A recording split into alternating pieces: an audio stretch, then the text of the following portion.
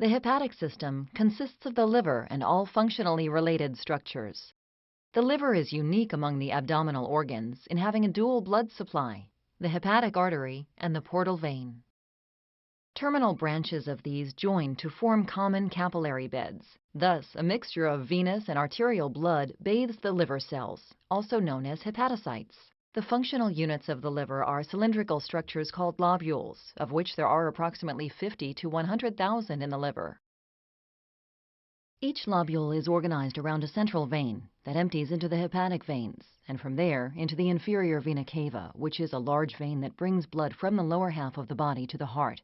As blood travels through the liver, cells called Kupfer's cells remove waste products such as bacteria, old and defective blood cells, and other foreign material. The breakdown of defective red blood cells results in the formation of a pigment called bilirubin. The hepatocytes remove bilirubin from the blood and modify it so it can be secreted into adjacent small bile ducts called bile canaliculi. The bile canaliculi pass the bilirubin along to the common bile duct, where it is carried to the duodenum. At the duodenum, muscle tissue called the sphincter of Oddi regulates the flow of bile into the duodenum. When this sphincter is closed, bile moves back into the common duct and the gallbladder, where it is stored. The liver has three essential functions. Bile formation. Bile is formed in the hepatocytes. Bile is essential to the elimination of bilirubin because the bile transports the conjugated bilirubin. Once bile has been released into the duodenum, it aids in the digestion of dietary fats and fat-soluble vitamins. Glucose metabolism. The liver converts glucose into glycogen, which it stores in the hepatocytes. Subsequently, the glycogen is converted back to glucose and released as needed into the bloodstream to maintain normal levels of blood glucose. The liver can also synthesize additional glucose, a process called gluconeogenesis. Ammonia conversion. Gluconeogenesis results in the formation of ammonia as a byproduct. Ammonia is very toxic to body tissues, so the liver removes it from the blood quickly and converts it to urea, which is excreted by the kidneys. Intrahepatic biliary diseases disrupt the flow of bile through the liver, causing cholestasis, a stoppage or slowing of bile flow, and biliary cirrhosis. Bile is unable to drain from hepatocytes and enters the ductal system to drain into the duodenum. The liver attempts to repair itself by forming new bile roots. To accommodate the drainage of bile, the liver becomes enlarged. As the flow of bile continues to be impeded, the liver takes on a green hue due to bile buildup. Cirrhosis is the end stage of chronic liver disease, when much of the functional liver tissue has been replaced by fibrous tissue.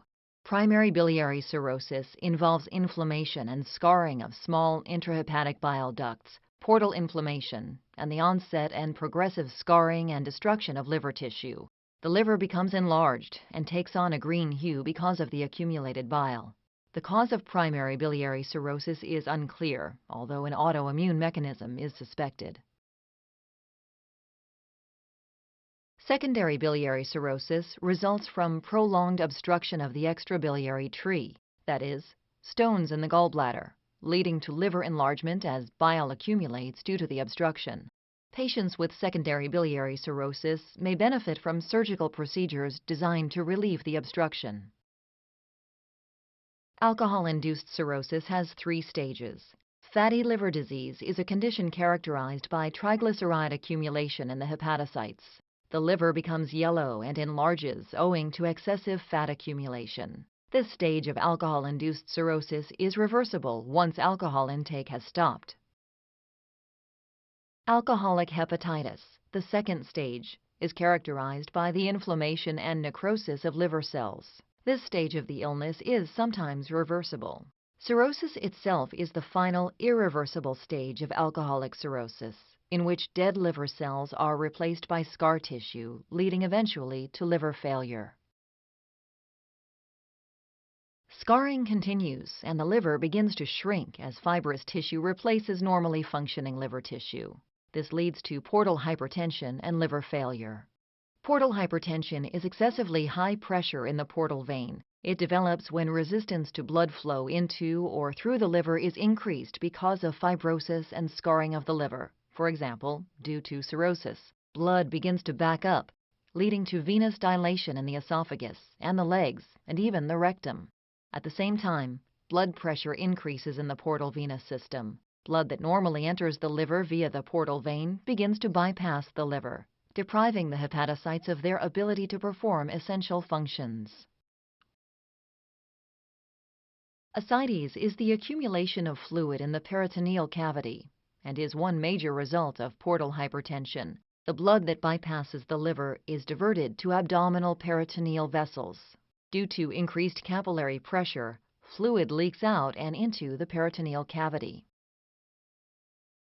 In response, the body releases ADH, or antidiuretic hormone, and aldosterone.